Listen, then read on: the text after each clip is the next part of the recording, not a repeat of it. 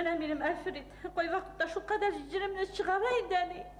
Шулай да бик яратам бит әни җаным. Әни җаным, әллә балаларың күп булгач, башкачарак буламы соң? Без аның яшь чактагы рольләрен күрмәдек, өлкән яшьтәге рольләрен әле һаманда булса оныта алмыйбыз. Ул үзе Ижауда туган, үскән, күп балалы гаиләдә ятимә кыз була. Үзләре янындагы клубка йөри башлый һәм анда аны безнең беренче артисткабыз Сахибҗамал Гыйззәтуллина Волжская күреп ала. Ул шунда шушы түгәрәкне җитәкләгән була.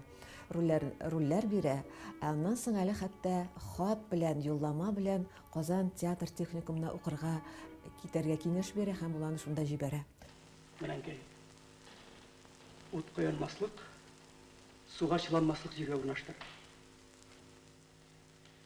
Урнаштырырмын, балам. Урнаштырырмын.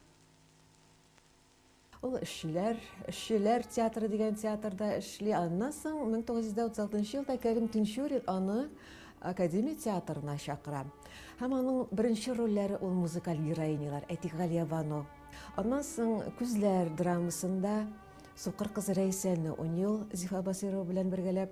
Һәм аның тавышы аркылы безнең тамашачыбыз беренче тапкыр киң таралган, инде хәзер барыбызга да билгеле булган Хуш авылым, Тургай җырларын ишетә. Аннан ул Ромео Джульеттаны уйный, аның гомерлек яры ире Фат Халитов, Фат абый Ромеоны уйный. Һәм Мәскәүдә узган яшьләрнең смотрында бу 40-нчы еллар була, алар бик зур уңышка ирешәләр.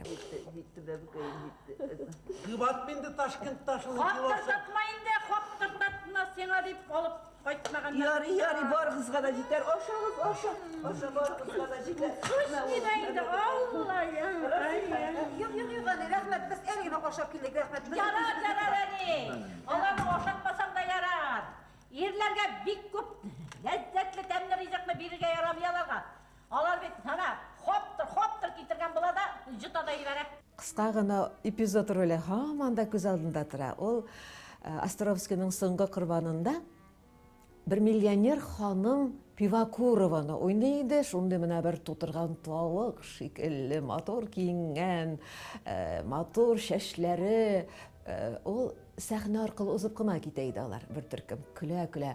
Менә шул вакыттагы аның көлүе һаман да колакта тора.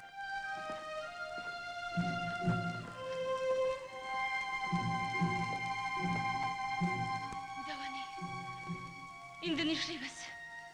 Әткәйне дә алып киттеләр. Әйе, кызым.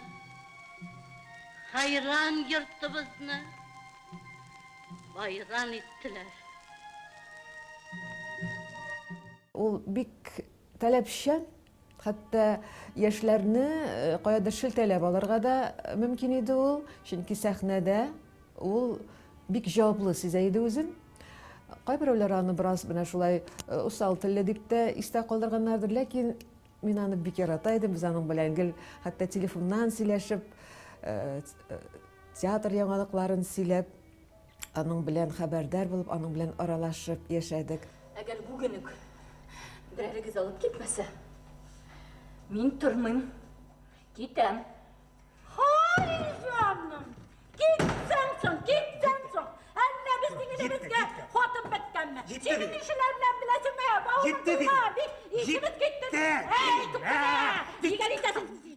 Мине озаткан вакытта, дип яза ул Марсель абыйга, Сәлимҗановка, театрның директорына, Хуш авылым белән Тургай җырын уйнатыгыз дип. Һәм шулай булды да.